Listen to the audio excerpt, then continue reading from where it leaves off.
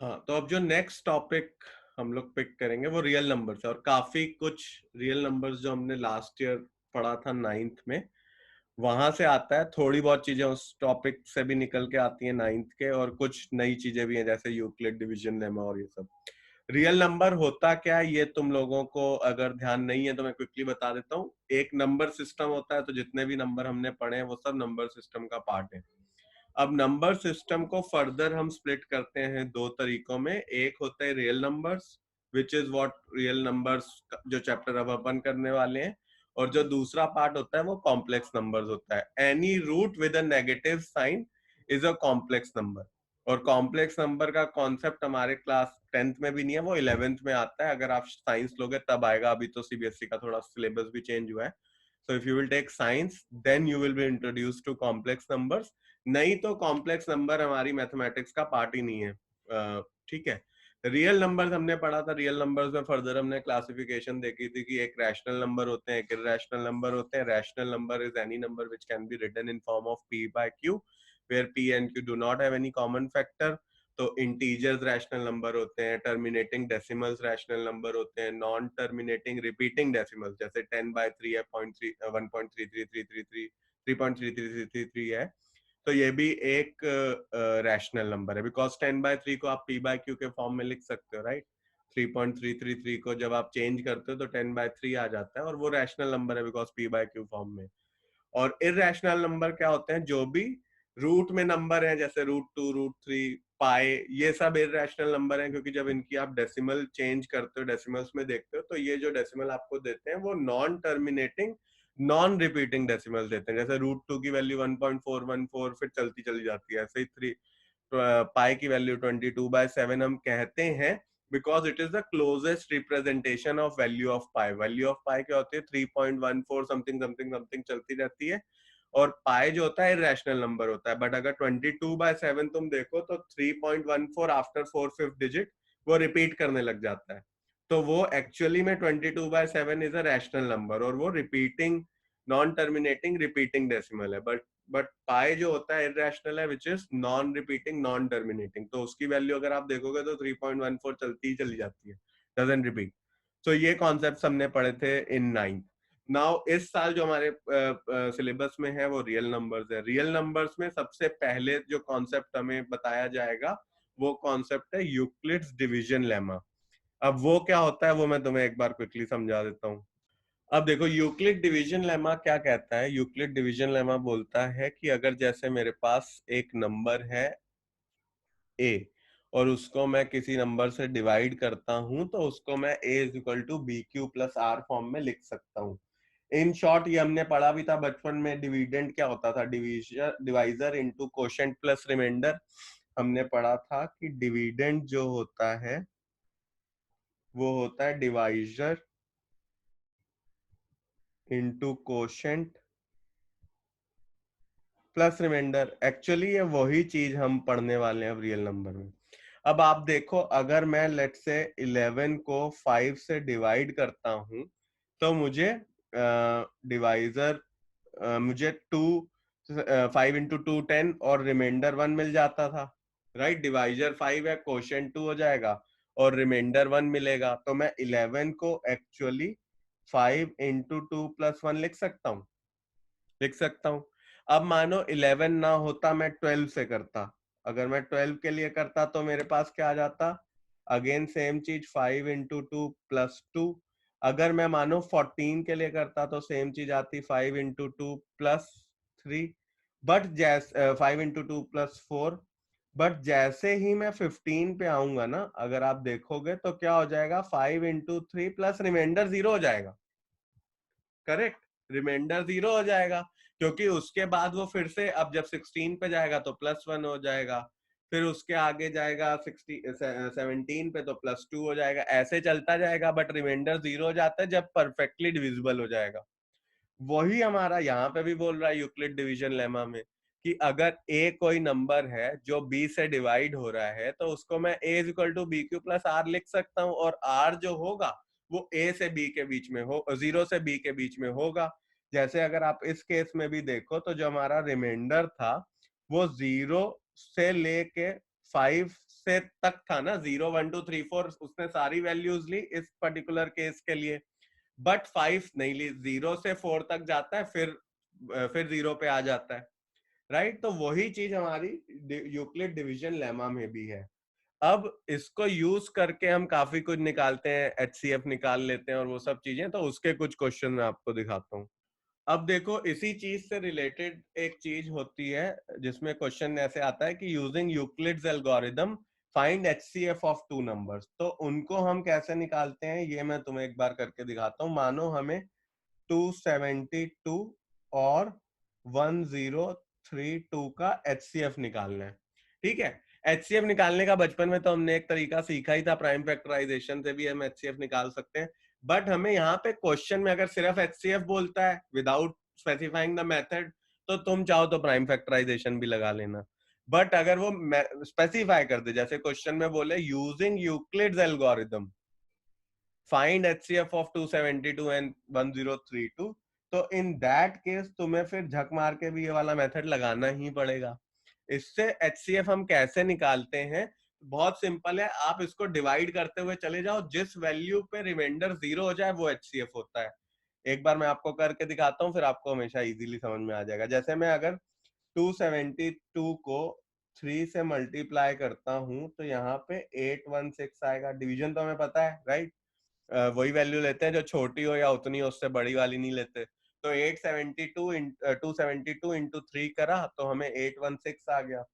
अब इसको मैंने सब्ट्रैक्ट करा तो 216 यहाँ पे आया।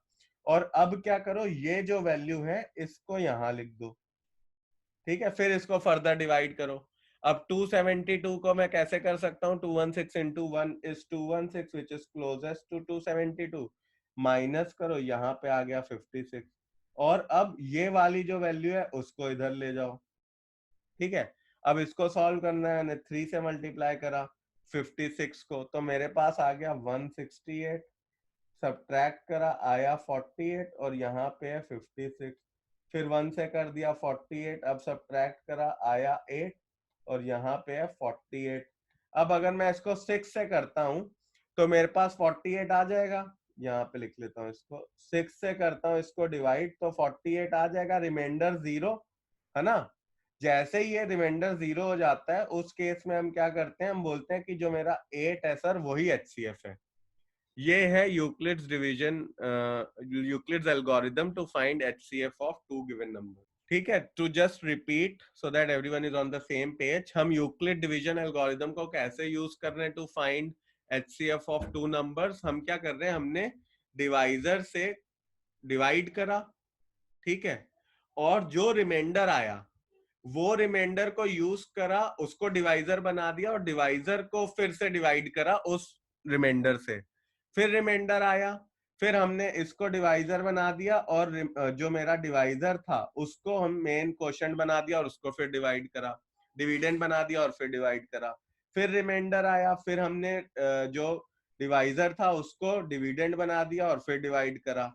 तो जब ऐसी कंडीशन हो जाएगी कि जो मेरा रिमाइंडर है वो उसी के डिवाइजर को, उससे पहले जो डिवाइजर था उसको पूरा पूरा डिवाइड कर लेगा, रिमाइंडर 0 देगा, वो वैल्यू जो होगी मेरी वो एचसीएफ होगी उन दो नंबर्स की। तो जैसे यहाँ पे मैं कह सकता हूँ 8 इज एचसीएफ ऑफ 272 एंड 1032, ठीक है। अब जैसे नेक्स्ट क्वेश्चन है, अगेन एक और क्वेश्चन देखते हैं तो थोड़ा और बेटर क्लियर हो जाएगा।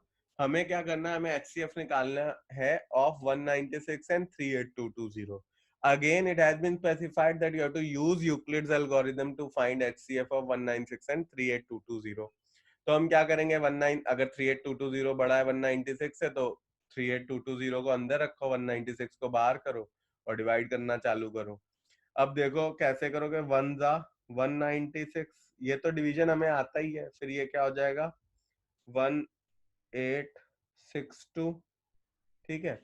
और फिर इसको 9 से करो तो यहाँ पे तुम्हें आ जाएगा 1764, फिर यहाँ आ गया 980 और अगर 5 से करोगी तो 980 आ जाएगा। ये अपने आप ही 0 हो गया, पूरा पूरा 0 हो गया। तो इन दोनों के केस में एचसीएफ जो होगा वो 196 ही आ जाएगा। समझा? पूरा पूरा डिवाइड कर ले रहा है अगर नंबर, तो एचसीएफ तो वही हो जाएगा ना, जैसे 2 और 8 का एचसीएफ क्या होगा 2, क्योंकि 2 8 को पूरा पूरा डिवाइड कर लेता है। करेक्ट? ठीक, तो अब हम लोगों ने अभी थोड़े से क्वेश्चंस देखे, Euclid division lemma, Euclid algorithm use करके हमने एचसीएफ निकालना सीखा। अब इसमें एक बहुत ही इंपॉर्टेंट क्वेश्चन आ जाता है जिसमें यूक्लिड डिवीजन करके हम एचसीएफ निकालते हैं, फिर एचसीएफ को रिप्रेजेंट करते हैं किसी फॉर्म में। तो अब ये बहुत बहुत इंपॉर्टेंट चीज है। फॉर एग्जांपल मुझे क्वेश्चन में दिया हुआ है फाइंड एचसीएफ ऑफ 1651 एंड 2032। ठीक है, पहला स्टेप तो ये। फिर कह रहा है and express it in form of 1651 N M plus 2032 N. इस फॉर्म में हमें रिप्रेजेंट भी करना है। ठीक है, मतलब वो कह रहा है कि एचसीएफ को फिर बाकी तुम ऐसे फॉर्म में भी डाल दो कि 1651 into something plus 2032 into N form में आए, तो हमें एम और एन निकालने पड़ेंगे। अभी उस सेकंड पार्ट पे आते हैं, अभी पहला फर्स्ट पार्ट ही देखते हैं और कहते हैं कि 1651 और 2032 को यूज करके मैं एचसीएफ कैसे निकाल सकता हूँ। हमने पिछली क्लास में थोड़ा बहुत सीखा था कि भाई 1651 अभी जो हम पढ़ के आए 1651 से 1 से डिवाइड अगर मल्टीप्लाई करें 1651 होगा which is closest to 2032। Subtract करेंगे तो यहाँ आ जाएगा 381 और अब ये चीज जो है वो यहाँ आ जाएगी 1651।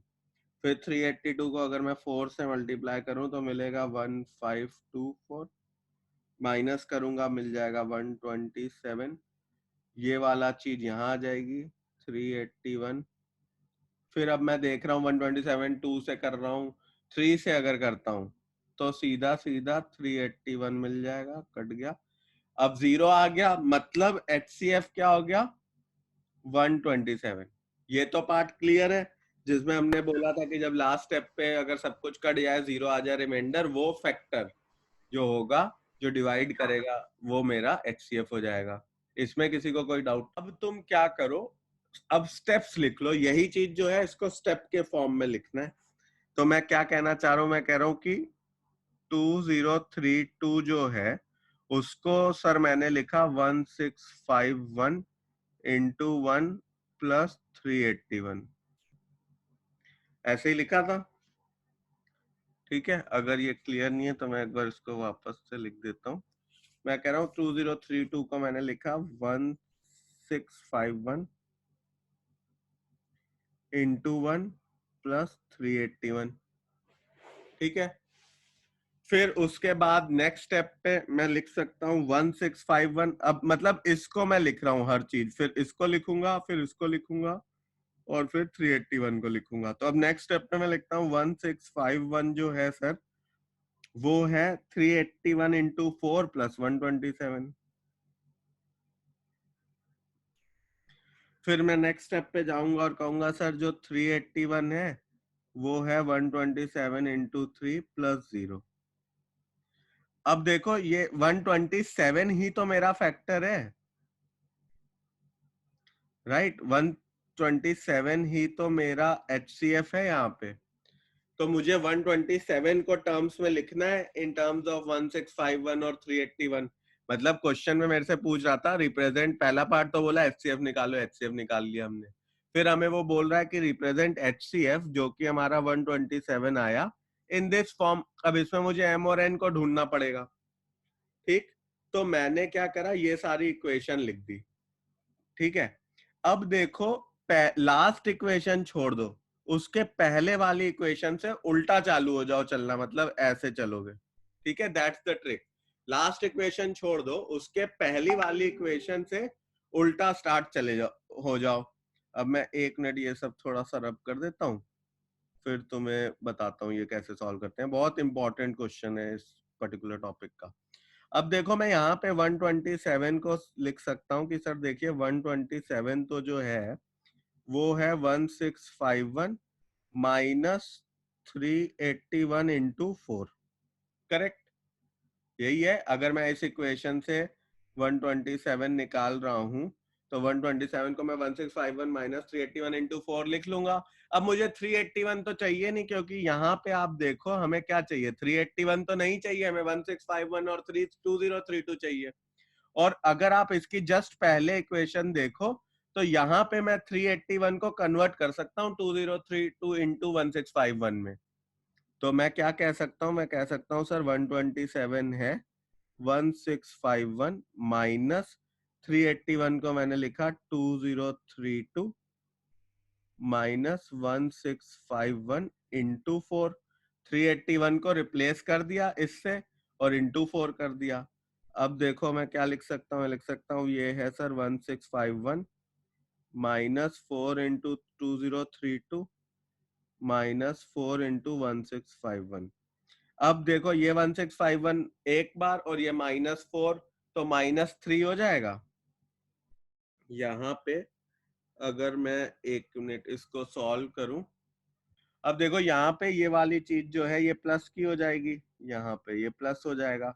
अब 4 टाइम्स 1651 प्लस 1651 क्या हो गया, 5 टाइम्स 1651 और -4 टाइम्स 2032। एक्चुअल में मैं क्या कह रहा हूँ कि सर 127 को आप लिख सकते हो 5 टाइम्स 1651 माइनस 4 टाइम्स 2032। तुम इसको सॉल्व करके भी देख लोगे तो तुम्हें यही 127 ही मिलेगा, राइट। तो अब मैं अगर सीधा सीधा कंपेयर कर लूं तो मेरी m की वैल्यू क्या हो गई 5 और n की वैल्यू क्या हो गई -4।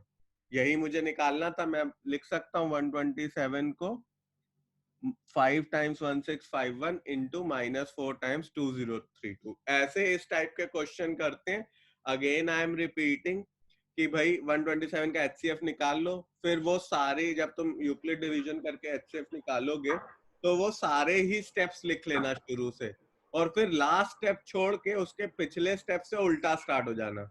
जैसे यहाँ पे मैंने लिखा 127 को लिख दिया, ये अगर मैं इस तरफ ले जाऊं 1651 माइनस 381 इंटू 4, फिर मैंने 381 की जगह इस स्टेप से लिख लिया 381 की वैल्यू 2032 माइनस 1651 और 4 तो बाहर ही था ये वाला। अब इनको मल्टीप्लाई करा, सॉल्व करा तो मेरी 127 की वैल्यू आ गई 5 into 1651 minus 4 into 2032। That means m is equal to 5, n is equal to -4। अब एक सिमिलर टाइप का क्वेश्चन और करके देखते हैं। उसमें हमें दे रखा है कि find HCF of using Euclid algorithm obviously, find HCF of 1190 and 1445 and after that represent the HCF in form of 1190m plus 1445n। तो we will have to find m and n, right? जैसे अभी हमने पिछले question में करा था, तो वही है, इसको करके देखो कैसे निकलता। हाँ, अब जैसे इस क्वेश्चन में देखो 11901445 सर आ गया वैल्यू सर। HCF निकालना है, तो पहले हम क्या करेंगे 1445 1 जा 190 हो गया, 255 हो गया, फिर इंटू 4 करा 170 बचा, फिर 255 से डिवाइड करा 170 को, 85 आया, तो 85 पे सब खत्म हो गया, रिमाइंडर 0 आ गया, तो मतलब HCF की वैल्यू 85 आ गई। ठीक है, तो फर्स्ट पार्ट हुआ। अब इसको रिप्रेजेंट करना है 1190m प्लस 1445n फॉर्म में, तो उसके लिए अब देखते हैं क्या करते हैं। अब देखो इसमें हमने क्या करा, अब इसके स्टेप्स लिख लिए। पहले मैंने लिखा कि सर 1445 है, उसको मैं लिख सकता हूँ 1190 इंटू 1 प्लस 255। फिर मैंने कहा 1190 को लिख सकता हूँ 255 इंटू 4 प्लस 170। फिर मैंने कहा 255 को लिख सकता हूँ 170 इंटू 1 प्लस 85। फिर मैंने लिखा सर 170 को लिख सकता हूँ 85 इंटू 2 प्लस 0। मतलब अब ये HCF है। अब इस स्टेप को छोड़ दो, इसके पहले वाले स्टेप से उल्टा स्टार्ट कर दो। तो अब देखते हैं, ये रब कर देता हूं मैं और फिर उसको सॉल्व करने का ट्राई करेंगे कि कैसे कर सकते हैं।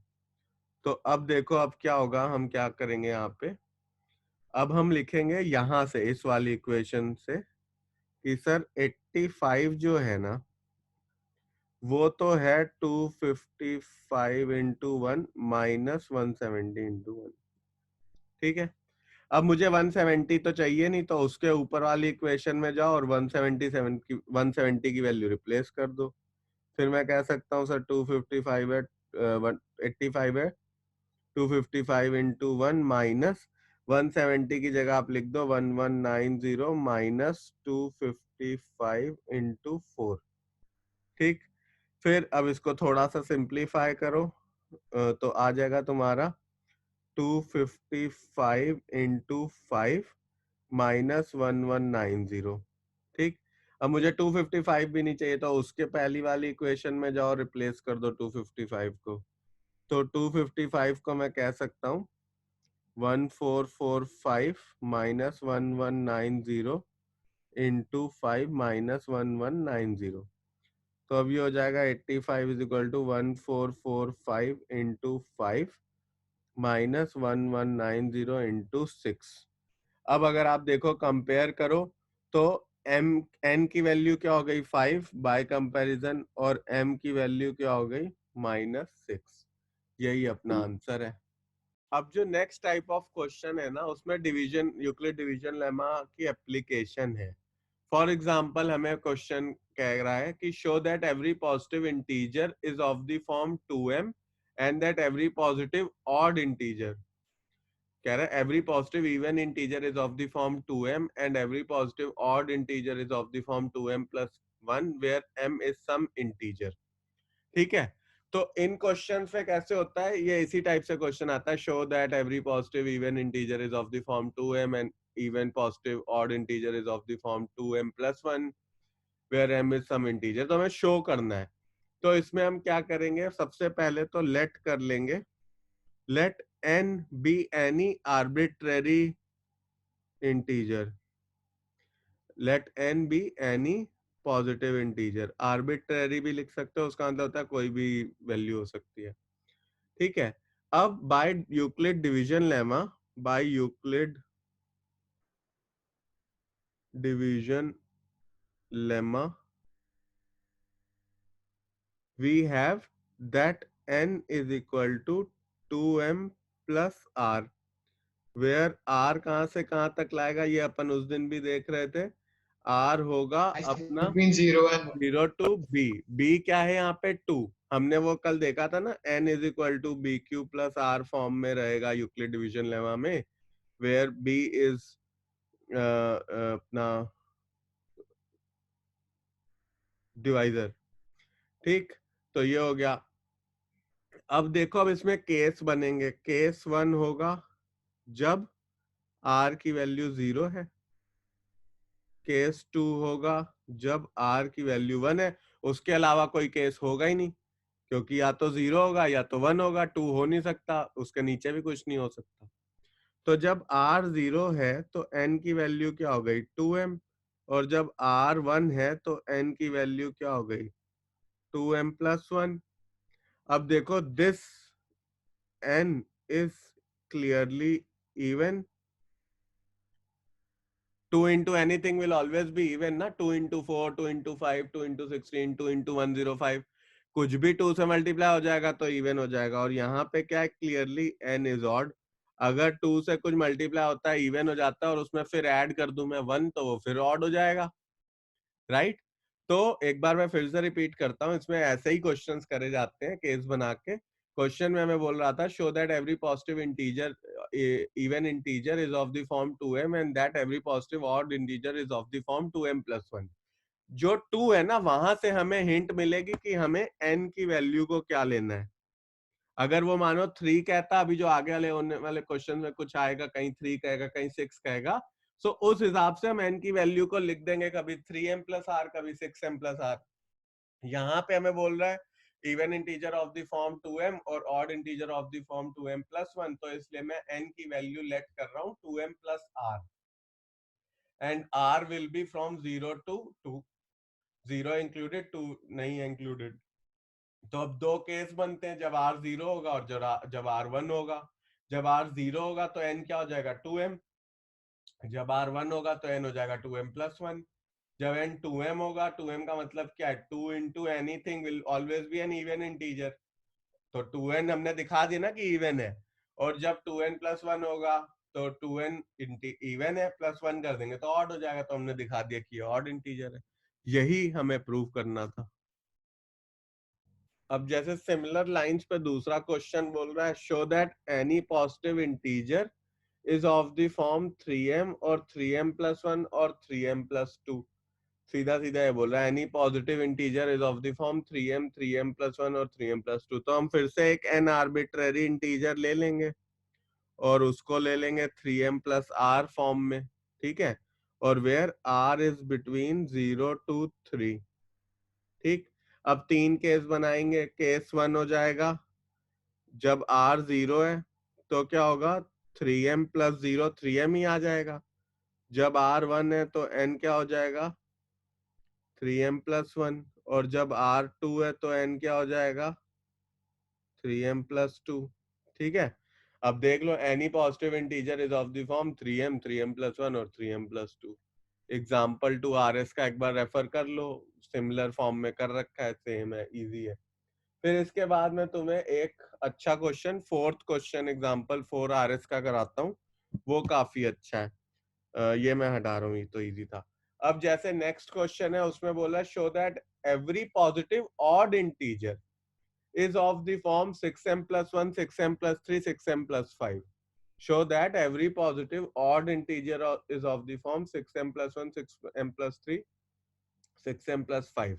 तो अब इस केस में n आर्बिट्ररी एलिमेंट इंटीजर लोगे और उसकी वैल्यू ले लोगे 6m+r, where r is lying from 0 to 6।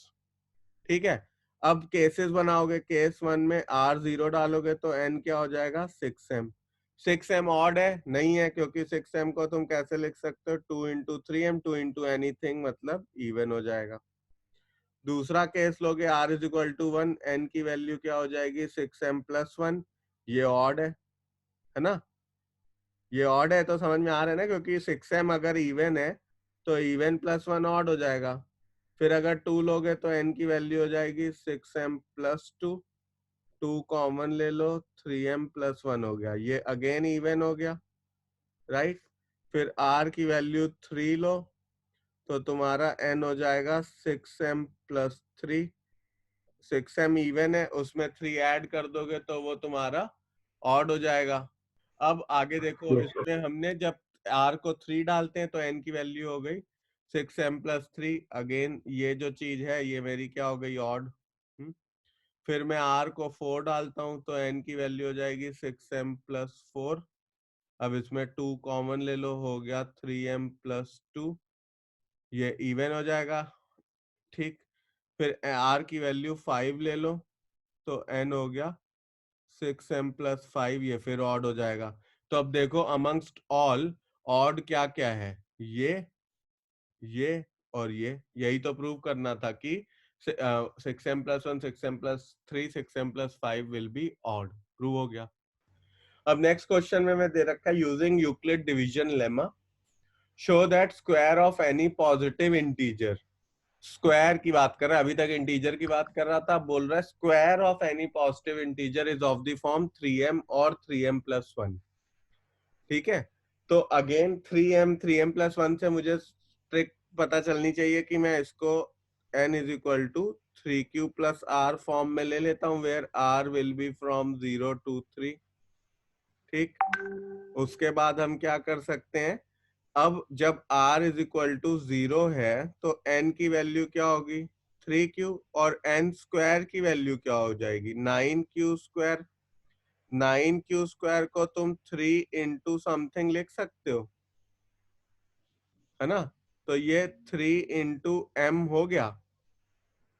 हमें क्वेश्चन में क्या बोल रहा था, show that every positive odd integer, हमें क्वेश्चन में बोल रहा था using Euclid division lemma show that square of any positive integer is of the form 3m और 3m+1।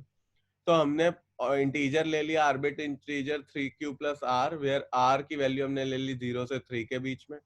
पहला केस बनाया r इज इक्वल टू 0 का, उसमें हमने n की वैल्यू, जब r को हमने 0 डाला तो n की वैल्यू 3 की हो गई, तो हमने फिर स्क्वायर निकाला, क्योंकि स्क्वायर पे बताना है कि क्या होगा, n² इज 9q²। 3 कॉमन ले लिया, 3 into 3q², 3q² को एनी वेरिएबल m ले लो, तो 3m फॉर्म आ गई। अब r को हम 1 लेते हैं तो देखते हैं क्या आता है, n आ जाएगा 3q+1, n² हो जाएगा 3q+1 का whole square, which is 9q² + 1 + 6q। अब इन दोनों को क्लब कर दो, उसमें से 3 कॉमन निकाल लो तो बच जाएगा 3 into 3q² plus 2q plus 1। इसको m ले लो, कोई आर्बिट नंबर m, राइट। तो तुम लिख सकते हो 3m प्लस 1 फॉर्म आ गई इसमें, ठीक। फिर अब r इज इक्वल टू 2 ले लो, तो n की वैल्यू क्या हो जाएगी 3q प्लस 2। तो n स्क्वायर क्या हो जाएगा 3q प्लस 2 का whole square, which is 9q² plus 4 plus 2 2 जा 4 इंटू 3 12q, ठीक है। अब तुम इसको कैसे कर लो, इसको लिखो 9q² प्लस 12q और 4 को ब्रेक कर दो 3 प्लस 1 में। अब इतना टर्म एक साथ ले लो, उसमें से 3 कॉमन निकाल लो, बचेगा 3q² plus 4q plus 1 plus 1। तो ये अगेन 3m प्लस 1 फॉर्म आ गई जो हमें निकालनी थी। तो आप देखो, अगर मैं कोई भी पॉजिटिव स्क्वायर का इंटीजर का स्क्वायर लेता हूं तो वो या तो 3m फॉर्म में बन रहा है या 3m प्लस फॉर्म में बन रहा है, प्लस 1 फॉर्म में बन रहा है। Hence proof. तो आई एम सेइंग कि अभी तक हमने ये देखा कि अगर क्वेश्चन में हमें वो बोल रहा है 3m प्लस 1 फॉर्म निकालनी है तो हम 3q प्लस r ले रहे थे। 2m प्लस 1 2m कर रहा था तो हम 2q प्लस r ले ले रहे थे। 6q plus 6m plus 1 6m plus 3 वाले फॉर्म बोल रहा था तो हमने 6q प्लस r ले लिया था। बट एक क्वेश्चन है जिसमें थोड़ा सा एक्सेप्शन है, वो मैं तुम्हें बता देता हूँ। अब वो बोल रहा है using Euclid division lemma show that cube of any positive integer, cube of any positive integer is of the form 9m 9m plus 1 and 9m plus 8। 9m 9m plus 1 और 9m plus 8 फॉर्म में है cube of any positive integer.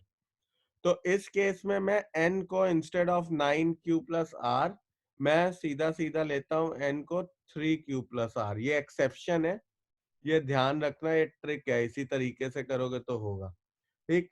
अब n की value ये हो गई। अब जब मैं r को 0 पुट करता हूं तो देखो n क्या हो जाएगा 3q का cube which is 27q cube, जिसको मैं लिख सकता हूँ 9 into 3q cube which is 9m। फिर r को जब मैं 1 देता हूं तो n क्यूब हो जाएगा 3q प्लस 1 का cube, a plus b whole cube का तुम्हें फॉर्मूला पता है, वो होता है 27 क्यू क्यूब प्लस 1 प्लस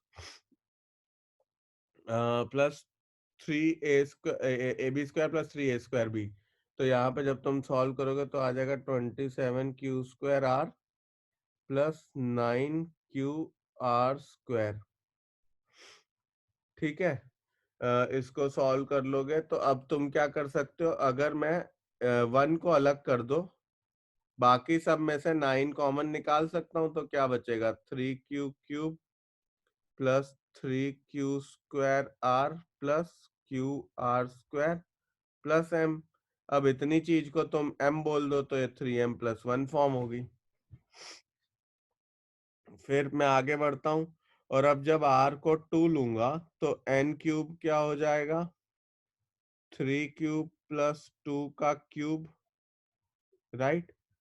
वो मेरा निकल के आएगा, जब इसको मैं सॉल्व करूंगा तो वो मेरा निकल के आएगा 27q cube plus 8 plus 54q² plus हाँ प्लस अपना आ जाएगा 36q, ठीक। अब 8 को क्या कर सकते हो तुम, 8 को 8 रहने दो, इन सारे टर्म्स में से तुम 9 कॉमन ले सकते हो, तो 9 कॉमन लेके तुम्हें मिलेगा 3q cube plus 6q² plus 4q और प्लस 8। तो अगेन ये 9m प्लस 8 फॉर्मेट हो गई। तो ये आंसर वापस से एक बार क्वेश्चन को देख लेते हैं। हमें क्वेश्चन में दिया होता है use Euclid division lemma and show that cube of any positive integer is of the form 9m 9m plus 1 9m plus 8। तो हमने n ले लिया 3q प्लस r की वैल्यू ले ली 0 से 3 के बीच में, ये जो लिखा, ठीक है। फिर मैंने कहा r इक्वल टू 0 लो तो n क्यूब क्या हो जाएगा, n क्यूब हो जाएगा 27 3q का whole cube which is 27q cube, जिसको मैं 9 इंटू 3q क्यूब लिख सकता हूँ विच इज 9m। फिर मैंने r को 1 ले लिया तो n क्यूब क्या हो जाएगा 3q प्लस 1 का होल क्यूब, उसको एक्सपैंड करा, a plus b whole cube का फॉर्मूला लगा a cube plus b cube plus 3a square b plus 3ab square. तो मुझे फाइनली वैल्यू मिल गई 27q cube plus 1 plus 27q square plus 9q। इन सब में से मैंने 9q कॉमन लिया और 1 को अलग रख दिया। 9 कॉमन ले लिया तो क्या हो जाएगा कि ये 9 इंटू समथिंग आ गया प्लस 1, ये अपॉन 1 नहीं है, ये ऐसे 9 इंटू समथिंग प्लस 1, तो ये समथिंग को मैंने m बोल दिया और प्लस 1, तो 9m प्लस 1 फॉर्म में रिप्रेजेंट कर दिया। फिर r को मैंने 2 ले लिया तो n क्यूब को लिखा 3q प्लस 2 का whole cube which is 27q cube plus 8 plus 54q square plus 36q। अब इन सब में मैंने इसमें इसमें और इसमें 9 कॉमन ले लिया, लिखा 3q cube plus 6q square plus 4q और प्लस 8, तो ये 9m प्लस 8 फॉर्म हो गई। यही हमें दिखाना था कि क्यूब अगर लोगे तो या तो 9m फॉर्म आएगी या 9m प्लस 1 आएगी या 9m प्लस 8 आएगी, तो हमने दिखा दिया, हेंस प्रूव। नेक्स्ट क्वेश्चन है, show that only one of n n plus 1 n plus 2 is divisible by 3। Again I am repeating the question. Question में मैं बोल रहा show that only one of n n plus 1 n plus 2 is divisible by 3। अब divisible by 3 की बात करता है तो सीधा सीधा अपन n तो ले लेंगे 3q प्लस r और r की वैल्यू ले लेंगे सर 0 से 3।